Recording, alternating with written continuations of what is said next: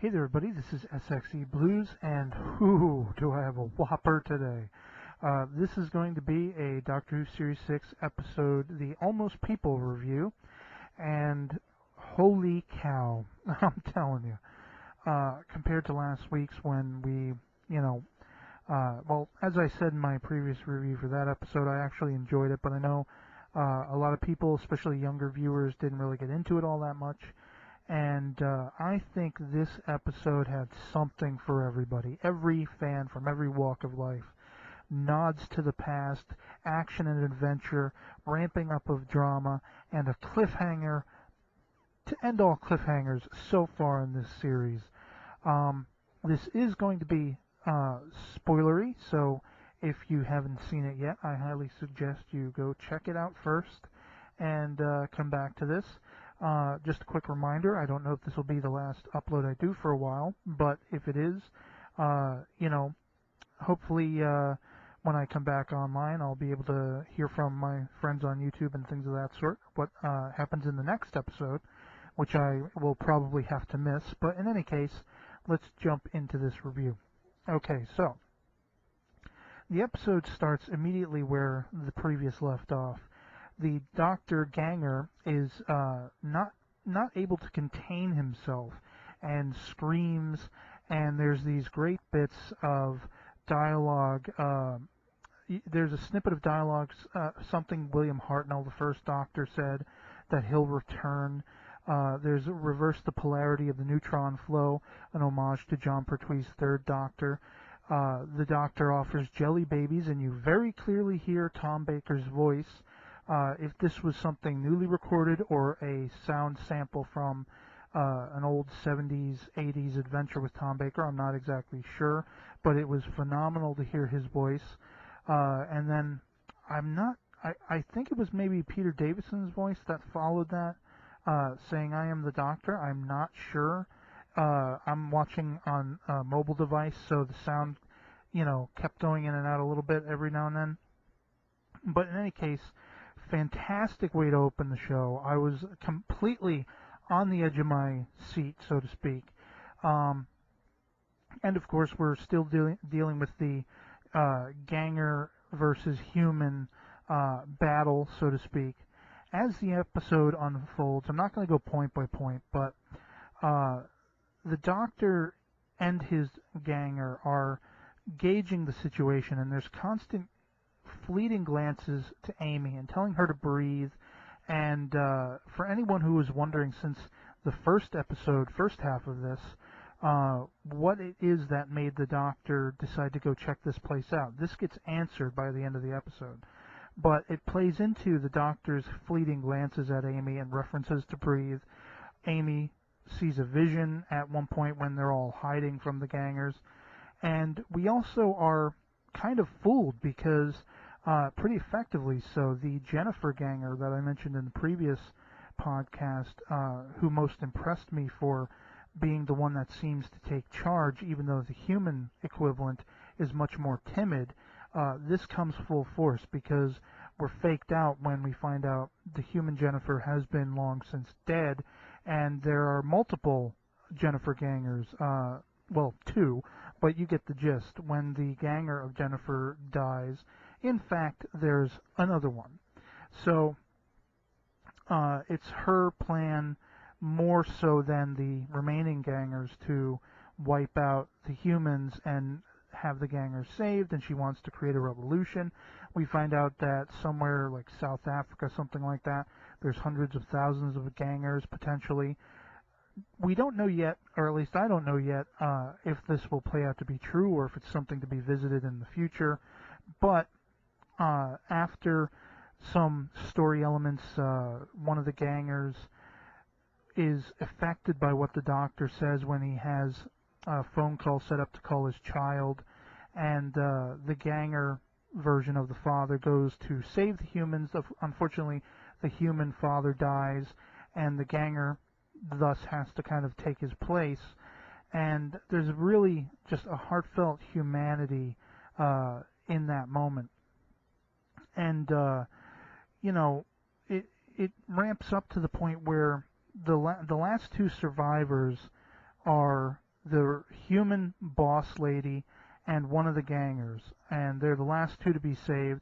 And by the end of the episode, after everything's transpired, and I should note that there's this great epic monster in the Jennifer Ganger form that explodes. It reminded me somewhat of the episode, I can't remember the name of it, but with David Tennant and Martha Jones, as portrayed by Freema Agyeman, where during the Master season, where the guy played by Mark Gatiss has that machine that makes him younger, and then he becomes a monster.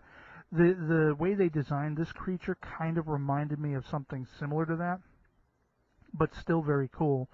But by the end of the episode, the Doctor has convinced the human woman and the ganger to work together.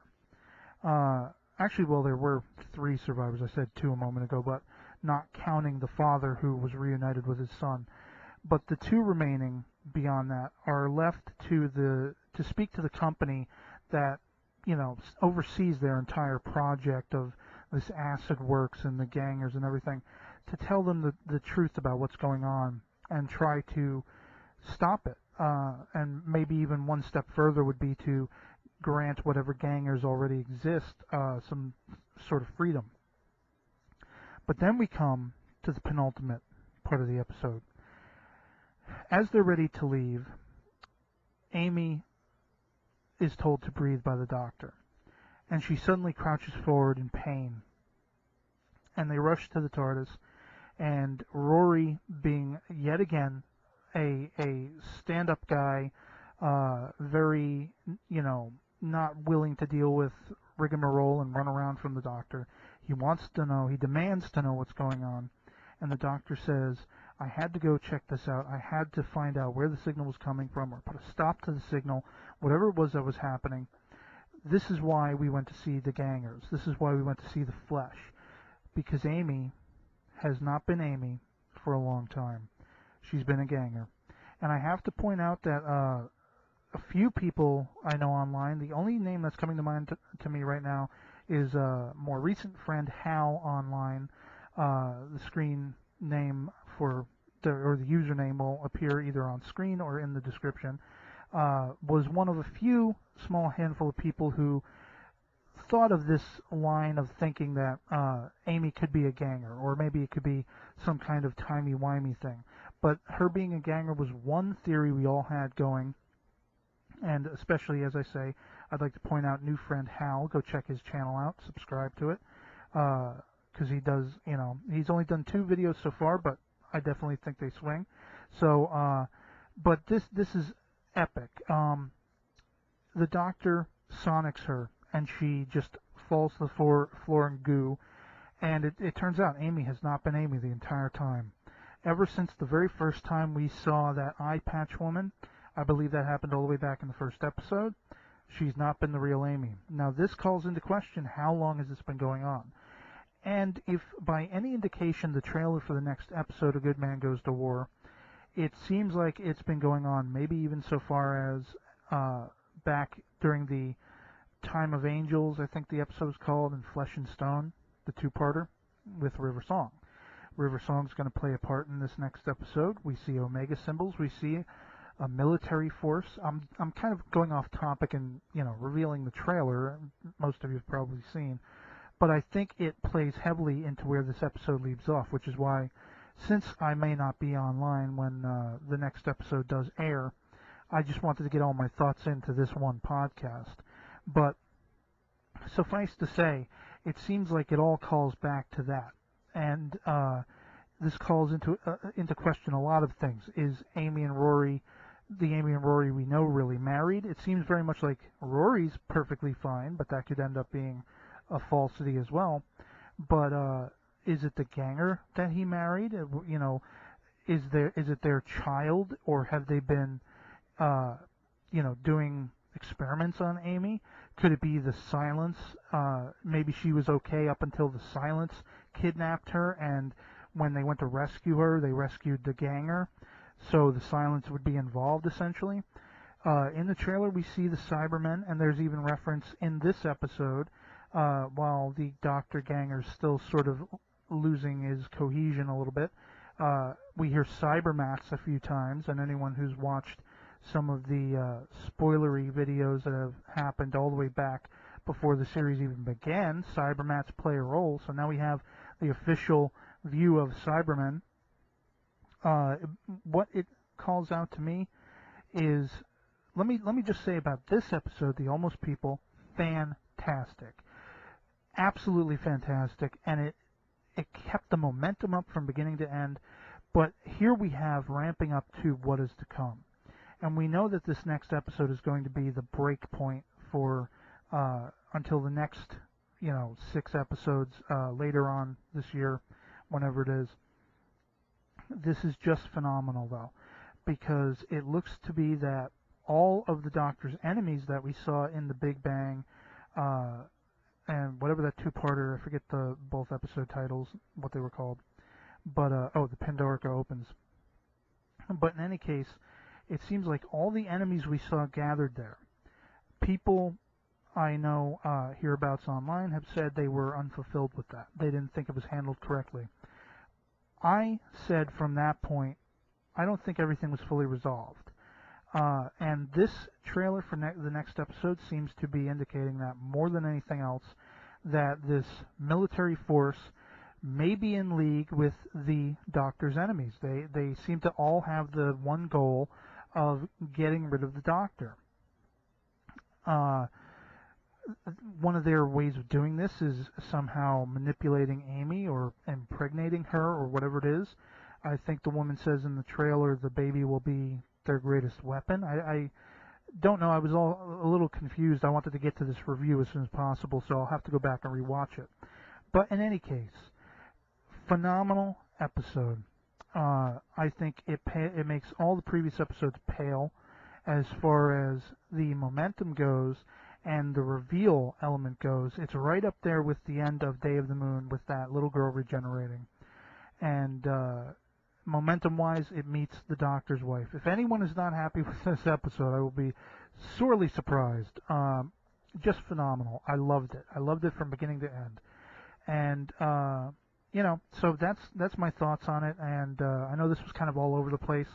Definitely, my excitement got the better of me. And rather than a strictly from beginning to end coherent review, I've kind of jumbled it up a little bit. But this is Doctor Who. It's timey-wimey, and I'm a timey-wimey Doctor Who fan. So, and before I forget, a quick little theorizing to do with why we see images of Rory back in his Roman attire facing the Cybermen. I think this may play into his trying to fake the Cybermen out, calling back to the Pandorica Opens when he saw the Cybermen and he was actually one of the bad guys, one of the plastic autons along those lines. I think this could be a story element to use to persuade the Cybermen maybe that he's actually with the people against the Doctor, and this is all being used in order to hope to save Amy. Let me know what you think about that. Just one little addition to what I was saying. And as long as I can get online, I'll be entertaining all your comments and replying. And there will come a time when I will probably be offline for a while, as I said at the beginning.